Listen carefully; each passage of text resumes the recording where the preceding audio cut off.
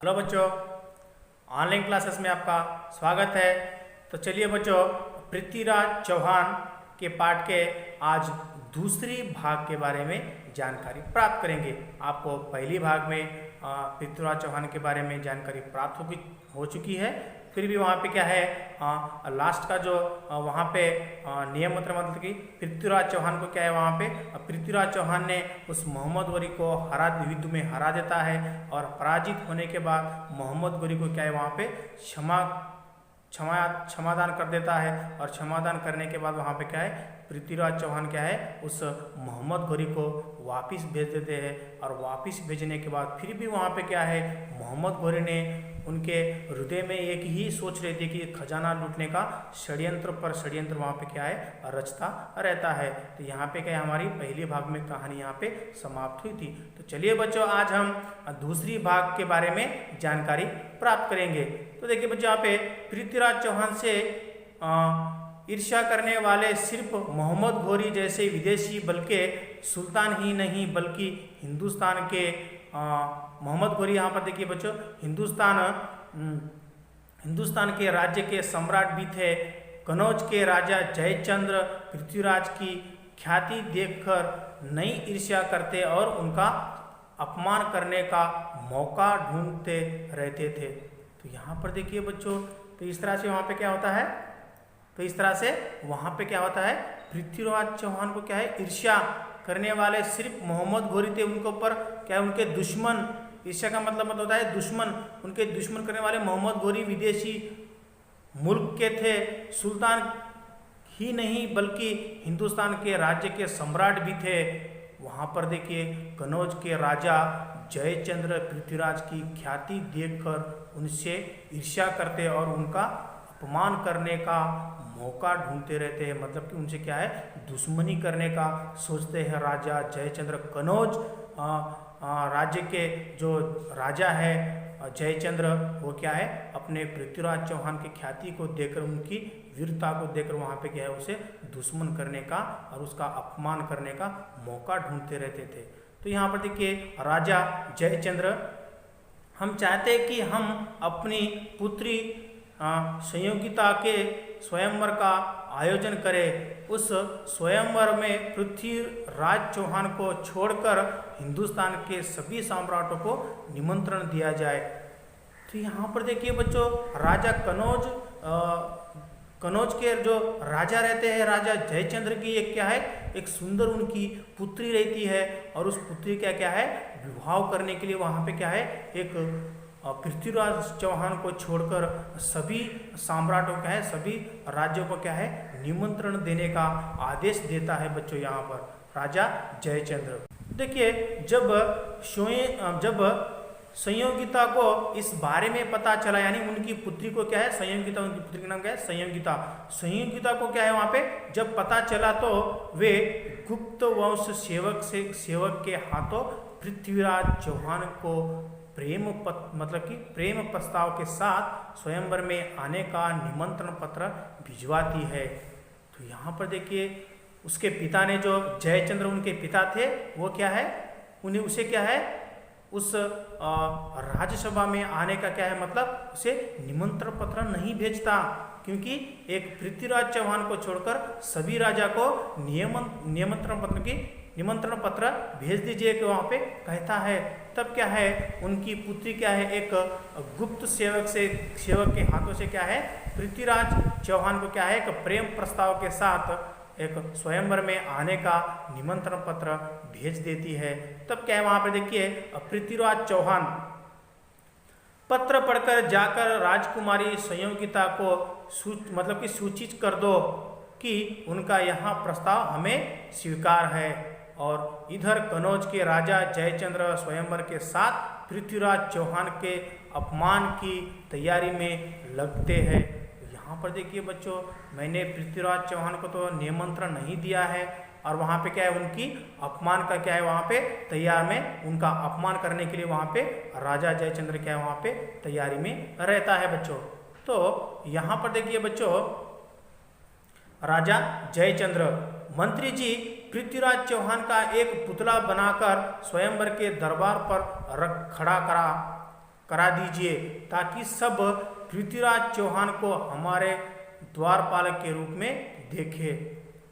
तो वहाँ पर देखिए जयचंद्र के मंत्री कहते कि मंत्री जी को जयचंद्र कहते कि मंत्री जी पृथ्वीराज चौहान का एक पुतला बनाकर स्वयंवर के द्वार पर खड़ा कर दीजिए ताकि सब पृथ्वीराज चौहान को हमारे द्वारपालक के रूप में देखे।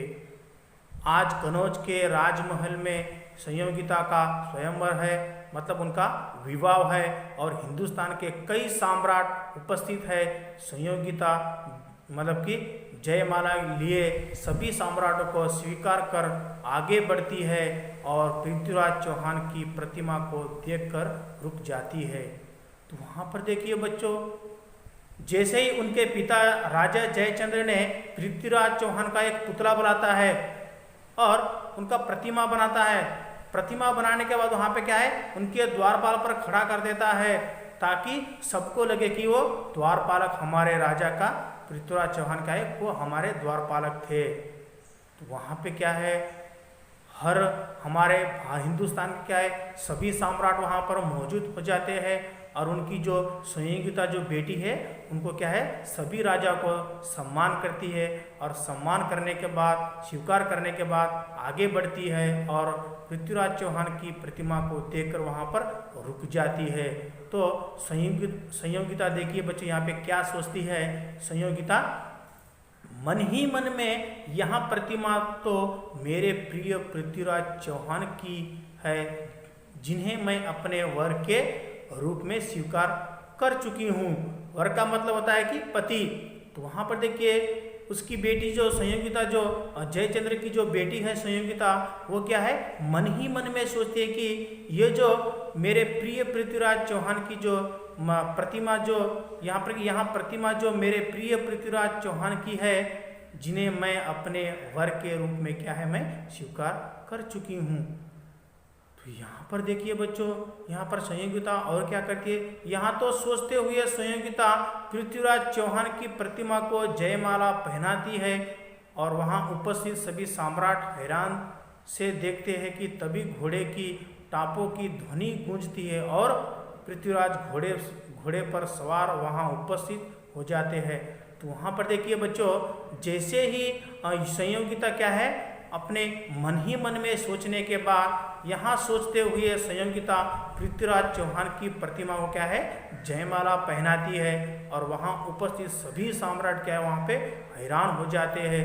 हैरान से देखते हैं कि तभी घोड़े की एक टापों की ध्वनि वहाँ पे क्या है आवाज़ उठती है और गूंजती है कि और पृथ्वीराज घोड़े पर सवार वहाँ उपस्थित हो जाते हैं।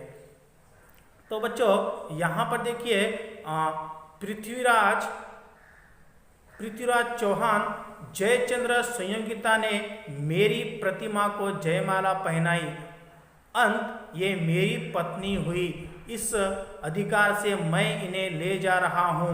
यदि किसी सम्राट में साहस है तो मुझे रोक ले।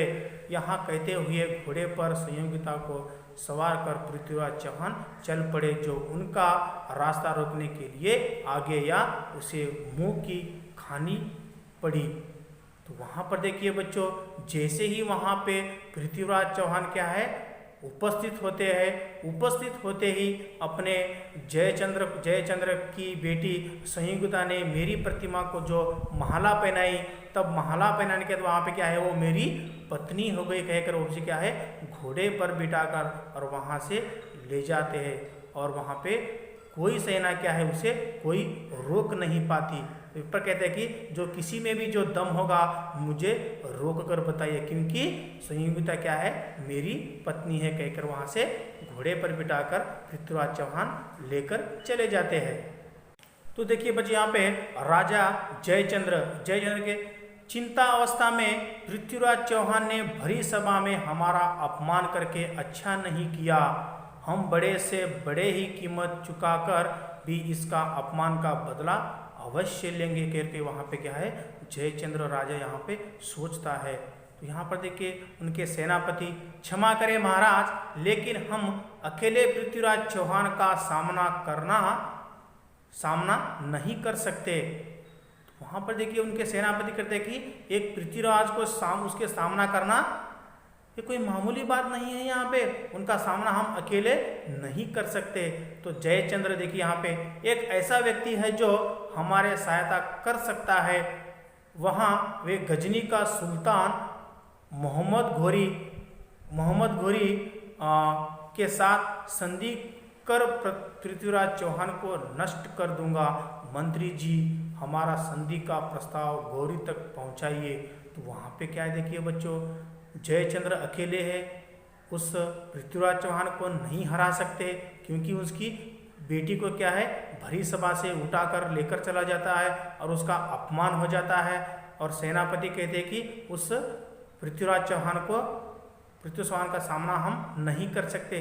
तब क्या है, जयचंद्र ने एक ऐसे व्यक्ति को देखता है कि वो व्यक्ति कौन है, सुल्तान गजनी, मतलब गजनी का सुल्तान मोहम्मद घोरी को क्या है उनके साथ मिलकर एक संधि प्रस्ताव कर लेता है और उनके साथ मिलकर उस पृथ्वीराज चौहान को क्या मैं नष्ट कर दूंगा कहकर वहाँ पे क्या है प्रस्ताव क्या है उस सेनापति को उस पृथ्वीराज चौहान मतलब कि मोहम्मद घोरी तक पहुंचाने की सूचना वहां पर देते हैं। और संधि प्रस्ताव लेकर जयचंद्र का दूत मोहम्मद घोरी के पास जाता है।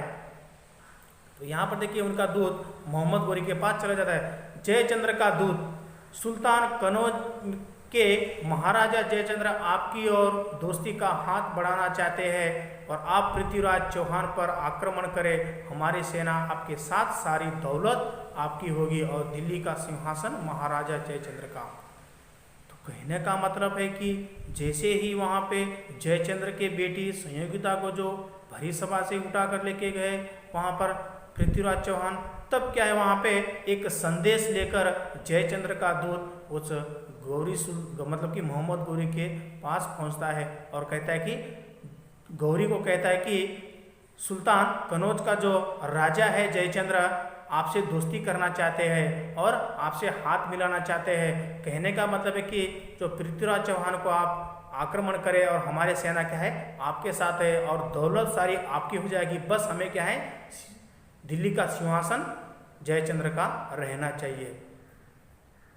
तब बच्चे यहाँ पर देखिए मोहम्मद घोरी कहता है कि प्रसन्नता होकर सम्राट जयचंद्र से कहना कि उनका प्रस्ताव हमें मंजूर है, वे दिल्ली कूच की तैयारी करें, मतलब खोज की क्या है वहाँ पे तैयारी करें। तो कहने का मतलब है कि ठीक है, हमें खुशी है, वहाँ पे संतोष हो जाता है, हम सम्राट जयचंद्र से कहना कि हमें ये स्वीकार है, प्रस्ताव क्या है हमें मंजूर है, वे दिल्ली के कूच की तैयारी करें, मतलब दिल्ली पर आक्रमण करने की तैयारी शुरू करिए। अत्यंत विशाल सेना के साथ जयचंद्र और गौरी मिलकर दिल्ली पर आक्रमण कर देते हैं और उनकी विशाल सेना से लग रही थी और मानो वहाँ दिल्ली को निगल जाएगी। तो यहाँ पर देखिए गुप्तचर, एक पृथ्वीराज चौहान का क्या है एक गुप्तचर रहता है वहाँ पे।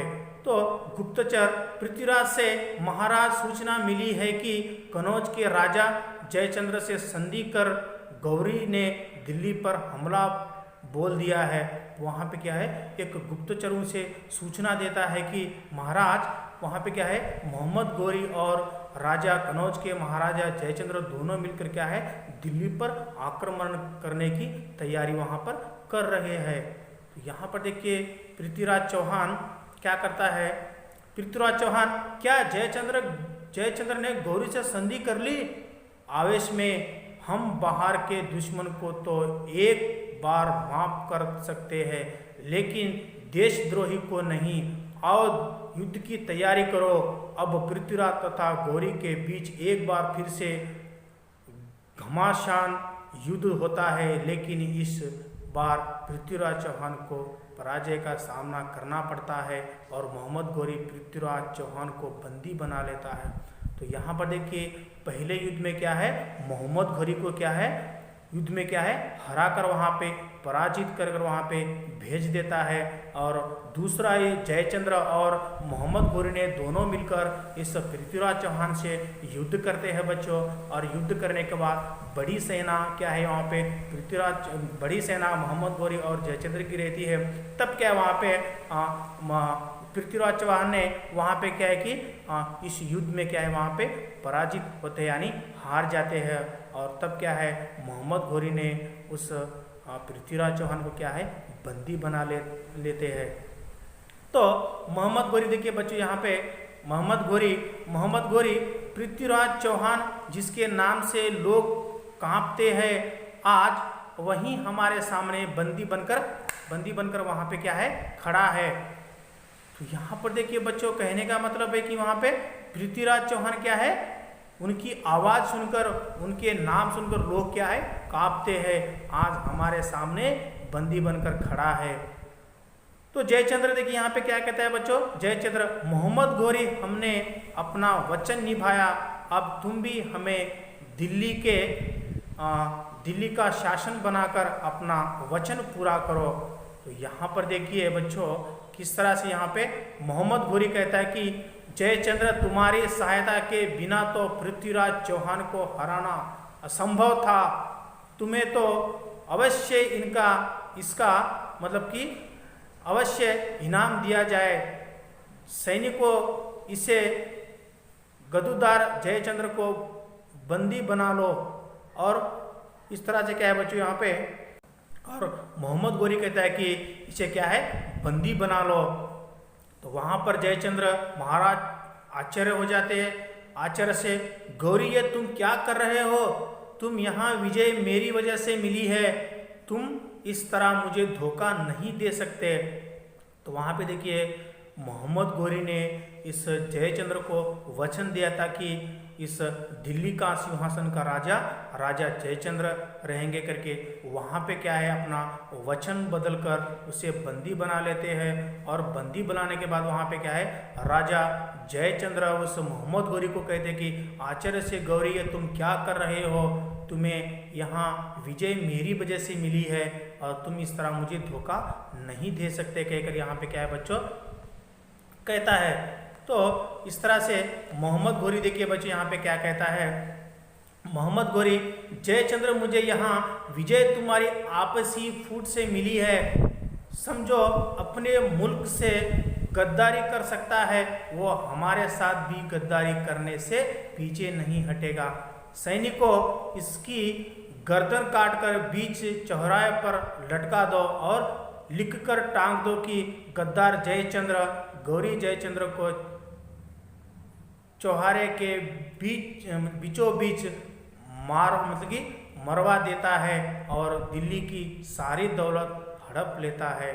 और वहाँ पे क्या देखिए मोहम्मद घोरी ने उस जयचंद्र को बीचों बीच क्या है उनकी गर्दन काट देता है। और गर्दन काट कर वहाँ पे क्या है, वहाँ की दिल्ली की जो पूरी जो दौलत होती है वो दौलत क्या है वहाँ पे, पूरी दौलत क्या वहाँ पे हड़प लेता है। और इस तरह से वहाँ पे क्या है मोहम्मद घोरी ने उस राजा जयचंद्र के साथ क्या वहाँ पे उनके विरुद्ध और उनका अपमान करते हैं। और इस तरह से इस पृथ्वीराज चौहान का क्या है बच्चों यहाँ पे दूसरा भाग यहाँ पे क्या है समाप्त होता है। तो हम अगली कक्षा में इस पृथ्वीराज चौहान के तीसरे भाग के बारे में जानकारी प्राप्त करेंगे।